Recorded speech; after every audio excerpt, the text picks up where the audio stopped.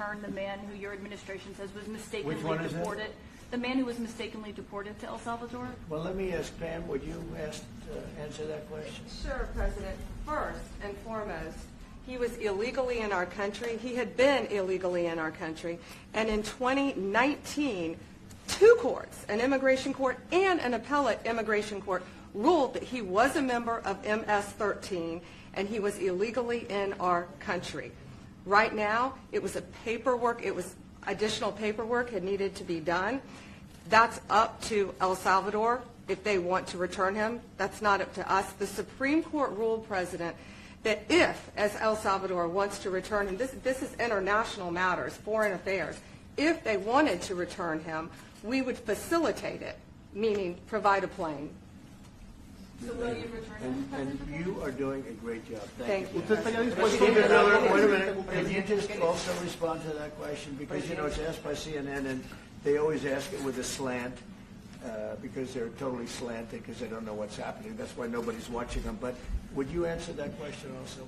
Yes, gladly. So, as Pam mentioned, there's an illegal alien from El Salvador. So, with respect to you, he's a citizen of El Salvador. So, it's very arrogant even for American media to suggest that we would even tell El Salvador how to handle their own citizens as a starting point. As two immigration courts found that he was a member of MS-13. When President Trump declared MS-13 to be a foreign terrorist organization, that meant that he was no longer eligible under federal law, which I'm sure you know, you're very familiar with the INA, that he was no longer eligible for any form of immigration relief in the United States. So he had a deportation order that was valid, which meant that under our law, he's not even allowed to be present in the United States and had to be returned because of the foreign terrorist designation.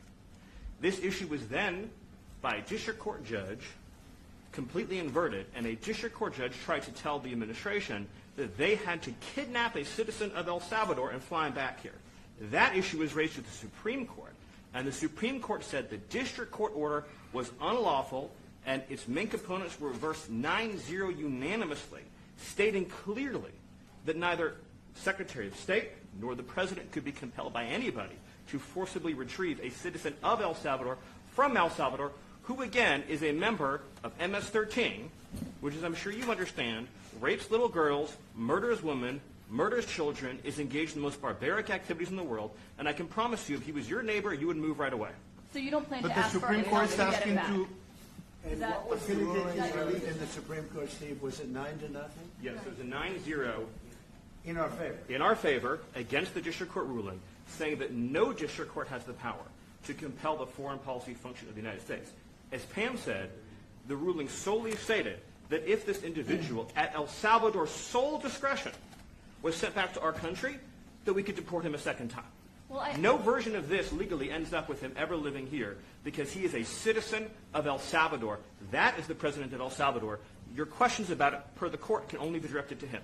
I asked ¿Usted lo President liberaría, Bukele, Presidente what is Bukele? can President Bukele weigh in on this? Do you plan to return him? Well, I suppose you're not suggesting that I smuggle a terrorist into the United States, right? It's always How can I smuggle? How can I return him to the United States? Like, I smuggle him into the United States, or what do I do? Of course, I'm not going to do it.